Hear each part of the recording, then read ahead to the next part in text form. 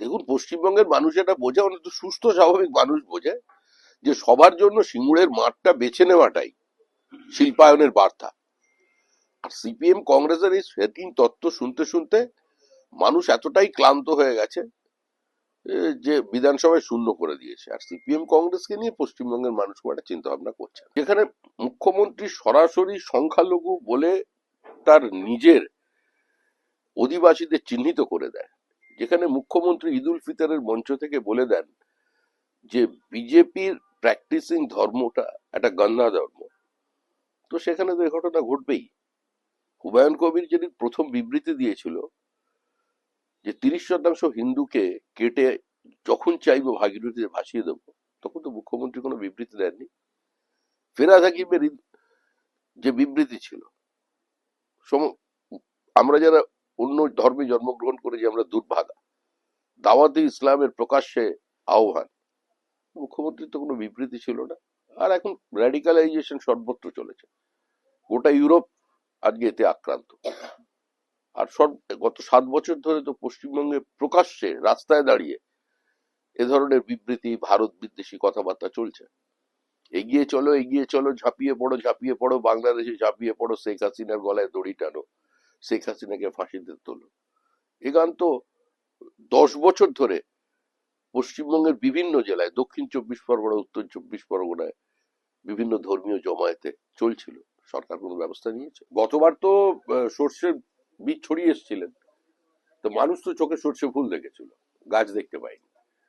এবার দেখুন, এবার রজনীগন্ধার চারা পুঁতে আসবে। পুলিশ তো কোনো স্বশাসিত সংস্থা নয়। পুলিশকে যেভাবে প্রশাসন ব্যবহার করছে, সরকার ব্যবহার করছে, সেভাবেই চলেছে। পশ্চিমবঙ্গ পুলিশকে দিয়ে এই মুহূর্তে হিংসা বন্ধ করা সম্ভব নয়, এটাই পশ্চিমবঙ্গের মানুষ মনে করে। না, সরস্বতী পুজো নিয়ে বিতর্ক দীর্ঘদিন ধরে চলছে। 20 বছর আগে থেকে বিতর্ক শুরু হয়েছে দক্ষিণ 24 পরগনায়। রোশনি সেন তখন ওখানে জেলা শাসক ছিলেন, তিনি আমাদের কাছে তার অসহায়তা প্রকাশ করেছিলেন। এরপরে হাওড়ার বাগনান উলুবেড়িয়া।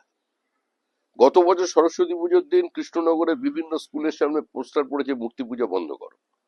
তো কার্যত এটা বাংলাদেশ হওয়ার পথে, সেজন্যই তো মানুষ এবার এই সরকারটার বিসর্জন দিয়ে। এসআইআর প্রক্রিয়াকে ভন্ডুল করবার জন্য রাজ্য সরকার তার সমস্ত প্রশাসনকে ব্যবহার করছে। আর এটা তো রাজ্য সরকার নয়, গত 14 বছরও তৃণমূল কংগ্রেস সরকারই থেকে গেছে, পশ্চিমবঙ্গ রাজ্য সরকার হয়ে উঠতে পারেনি। চেষ্টা চালাচ্ছে। আর প্রশাসন, নেতা নেত্রী, সমাজ বিরোধী, পুলিশ সব মিলেমিশে একাকার হয়ে গেছে। স্বাভাবিকভাবেই এটা ওরা করবে, এটাই ধরে নেওয়া যায়। ভোটার লিস্টের শুদ্ধিকরণের প্রক্রিয়া চলছে। একটা যখন প্রক্রিয়া চলে, আর দেশে যখন আমাদের সাম্যের অধিকার দিয়েছে, তখন সেটা প্রত্যেকের ক্ষেত্রেই প্রযোজ্য। যে কোনো নথি চাইবার অধিকার তো সরকারের থাকে বা যে কোনো একটা সংস্থার থাকে। তো সেখানে যদি কোনো বিচ্যুতি ঘটে, মানুষ যদি অযথা হয়রানির শিকার হয়, তার জন্য সুপ্রিম কোর্টের দরজা খোলা আছে। সাধারণ মানুষ হয়তো যাবেন না, কিন্তু সরকার তো যাবার জন্য তৈরি, উকিলরাও তো তৈরি। মানুষের দেওয়া ট্যাক্সের টাকা খরচা হবে, এটাই তো প্রথম শ্বেতপত্র প্রকাশ হবে জুন মাসে। কত টাকা পশ্চিমবঙ্গ সরকার খরচা করেছে মামলা হারার জন্য। হরিয়ানার নির্বাচনের আগে কোন এসআইআর ছিল? দিল্লি নির্বাচনের আগে কোন এসআইআর ছিল? এসআইআর বন্ধ করে দিন না। যে ভোটার তালিকা মমতা ব্যানার্জি দিচ্ছেন, ওই ভোটার তালিকা নিয়ে নির্বাচন করে দিন। ইডিসিবিআই বন্ধ করে দিন। জিএসটি, ইনকাম ট্যাক্সকে বলুন কোন নোটিশ পাঠানোর দরকার নেই। তারপরেও তৃণমূল হারবে। তৃণমূল হেরে গেছে, তৃণমূল নেই। এসআইআর বাংলায় সুষ্ঠুভাবে না হলে, কাজ শেষ না হলে পশ্চিমবঙ্গে নির্বাচন হবে না। No SIR, no vote. অশান্তি যদি আরো বাড়তে থাকে, নির্বাচন কমিশনের দায়িত্ব সেটাকে দেখার। জ্ঞানেশ কুমারকে আসতে হবে কলকাতায়, পশ্চিমবঙ্গের বিভিন্ন জেলায় যেতে হবে। 12টি রাজ্যে এসআইআর হচ্ছে, এত সমস্যা পশ্চিমবঙ্গে কেন? প্রতিদিন আগুন জ্বলছে, পথ অবরোধ হচ্ছে, বিডিও অফিস ভাঙচুর হচ্ছে, বিএলওদের চাপ দিয়ে ভুল তথ্য আপলোড করিয়ে দেওয়া হচ্ছে। আর যার কারণে সমাজের প্রতিষ্ঠিত বয়স্ক মানুষরা আজকে তারা হয়রানির শিকার হচ্ছেন। পুলিশের একটি সংগঠন অত্যন্ত দায়িত্ব নিয়ে বিএলওদের ওপরে চাপ সৃষ্টি করে এই কাজ করেছে, যাতে সাধারণ মানুষ, বয়স্ক মানুষ এবং সমাজে প্রতিষ্ঠিত কিছু নামকরা ব্যক্তিত্ব তারা যাতে হয়রানির শিকার হন, তাদের যাতে ডাকেন, তারা যাতে এসআইআর কে কেন্দ্র করে বিজেপি বিরোধিতায় নেমে যায়। এটা একটা কিছুটা এতে তারা সফল হয়েছেন এইভাবে ভুল তথ্য আপলোড করাতে।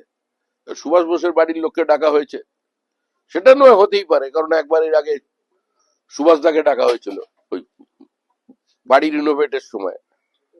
হ্যাঁ, তো সেটা তো এটা আছে, সুভাষ বোস বাড়িতেও গিয়ে তৃণমূল টাকা তুলে নিয়ে এসছে। রাজ্য সরকার নিয়ন্ত্রণ করতে পারছে না তো। রাজ্য সরকার যে সাম্প্রদায়িক বিভাজনের রাজনীতি করেছে, যেভাবে সাম্প্রদায়িকতার বিষ ছড়িয়েছে, যেভাবে পশ্চিমবঙ্গের মাটিকে র্যাডিকালাইজেশনের জন্য ব্যবহার করবার সুযোগ করে দিয়েছে, যেভাবে ভারত বিরোধী ধর্মান্ধ জামাতিদের আশ্রয়স্থল বানিয়েছে পশ্চিমবঙ্গকে, সিপিএম এর সময় যে রাজ্য ছিল সেফ প্যাসেজ, এখন সেটাকে সেফ হোম বানিয়েছে। তো স্বাভাবিকভাবেই নিয়ন্ত্রণ করতে চাইলেও পারবে না।